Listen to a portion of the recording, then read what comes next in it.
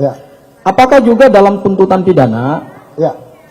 karena tadi saudara ahli menyandarkan juga pada perspektif perdata, Ya. dan imaterial itu adanya dalam gugatan perdata, Ya. apakah juga kita bisa meminjam perspektif perdata seperti yang tadi saudara sampaikan, supaya kita agak konsisten nih ya, jadi supaya kita jangan milih-milih ya.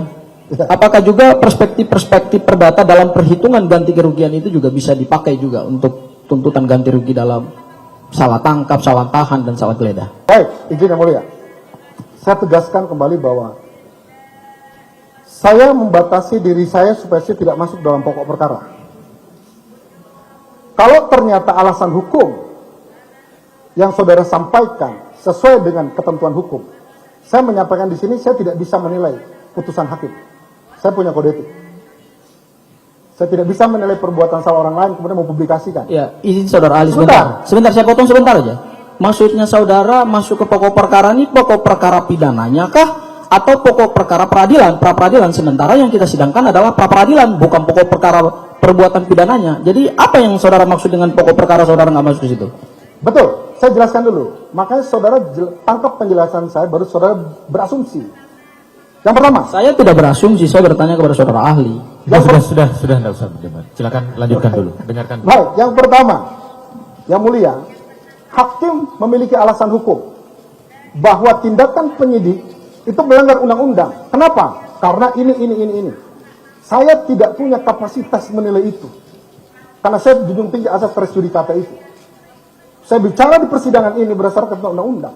Kita bedah pasal 173 berdasarkan keahlian saya. Apakah kemudian itu akan berpengaruh kepada putusan? Itu tergantung yang mulia.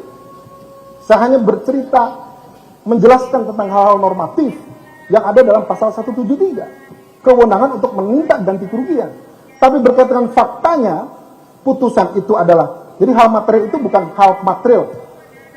Unsur-unsur pidana itu terpenuhi? Tidak, saya tahu batasannya. Karena dalam pra-peradilan yang diperiksa adalah syarat formil.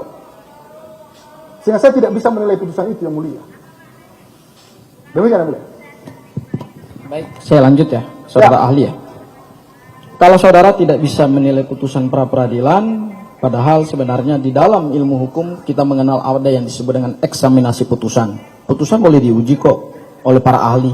Tapi karena saudara kan dihadirkan di sini bukan saksi, saudara adalah ahli. Tapi ya sudahlah, saudara karena tidak baca putusan pra-peradilan ya sudah. Saya lanjut kepada pertanyaan yang lain. Pertanyaan saya berikutnya adalah soal tuntutan ganti rugi, saudara ahli. Tadi saudara mengatakan bahwa jasa advokat tidak bisa dituntut berdasarkan putusan Mahkamah Konstitusi nomor 77 tahun 2020 ya. Ya, Saya bertanya dulu kepada saudara ahli, saudara pernah baca putusannya? saya baca resumenya saja. Apa resumenya yang saudara baca? Bahwa permohonan advokat berkaitan dengan ganti kerugian yang berhubungan dengan kompensasi atau kerugian yang diterima dari pihak lain, maka itu tidak bisa, tidak dikabulkan oleh Mahkamah Konstitusi. Oke.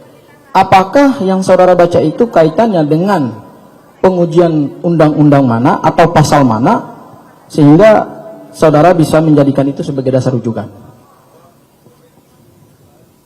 Saya menilai undang-undang advokat. Bukan, maksud saya apakah itu berkaitan dengan ranah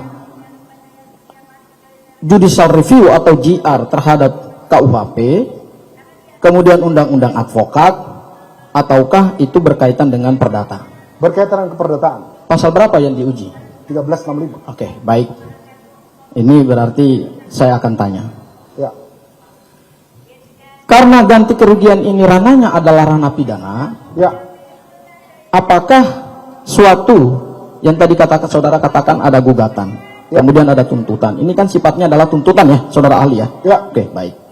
Sementara putusan Mahkamah Konstitusi nomor 77 tahun 2020 itu kaitannya dengan penafsiran mahkamah terhadap ketentuan perbuatan melawan hukum yang diatur dalam pasal 1365 KUH Perdata. Ya. Ya, oke. Apakah suatu pertimbangan hukum yang dalam ranah hukum perdata kemudian bisa juga digunakan dalam ranah hukum pidana?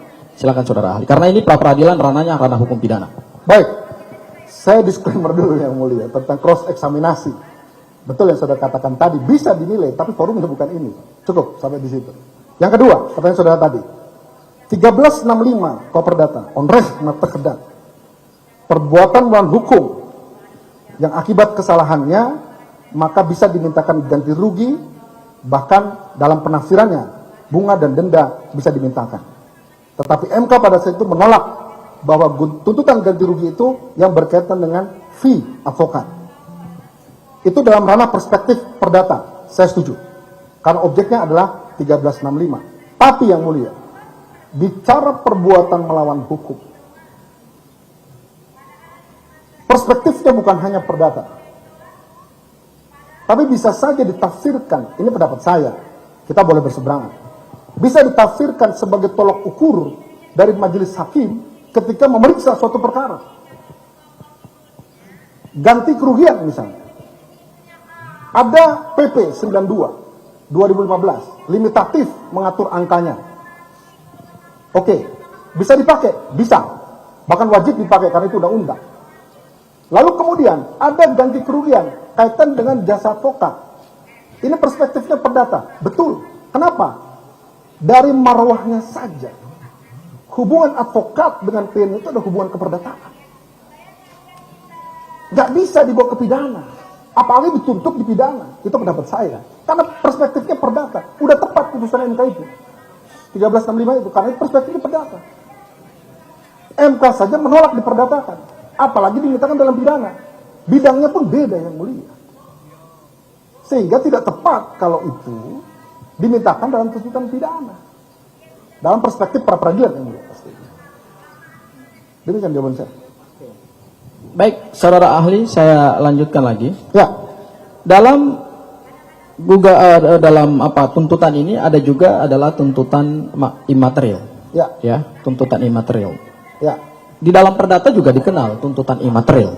ya, Tuntutan yang berkaitan dengan kedudukan seseorang, subjektif memang, Ya. Karena itu sebenarnya namanya imaterial, tidak bernilai. Nilainya bisa berapa saja. ya, Apakah juga dalam tuntutan pidana, ya, karena tadi saudara ahli menyandarkan juga pada perspektif perdata, ya, dan imaterial itu adanya dalam gugatan perdata, ya. apakah juga kita bisa meminjam perspektif perdata seperti yang tadi saudara sampaikan, supaya kita agak konsisten nih ya, jadi supaya kita jangan milih-milih ya. Apakah juga perspektif perdata dalam perhitungan ganti kerugian itu juga bisa dipakai juga untuk tuntutan ganti rugi dalam salah tangkap, salah tahan, dan salah geledah? Baik, saya jawab yang mulia. Justru ganti kerugian dalam tuntutan pidana itu sifatnya imaterial, Pak. Seseorang ditahan. Sifatnya imaterial ya? Ya, Oke, baik. dia ditahan, hilang kebebasannya. Maka dia minta ganti kerugian. Mungkin perhitungannya, karena saya ditahan, saya nggak bisa dagang. Harusnya penghasilan saya sekian-sekian. Itu boleh-boleh saja. Supaya memudahkan perhitungannya. Karena gugatan imaterial pun sama, dinilainya dengan uang. Walaupun yang disakiti hatinya atau badannya, gitu kan. Gitu. Jadi itu boleh, sah-sah saja. Kalau dalam gugatan atau tuntutan ganti kerugian membuktikan yang imaterial. Oke, baik saudara ahli. Terima kasih saudara.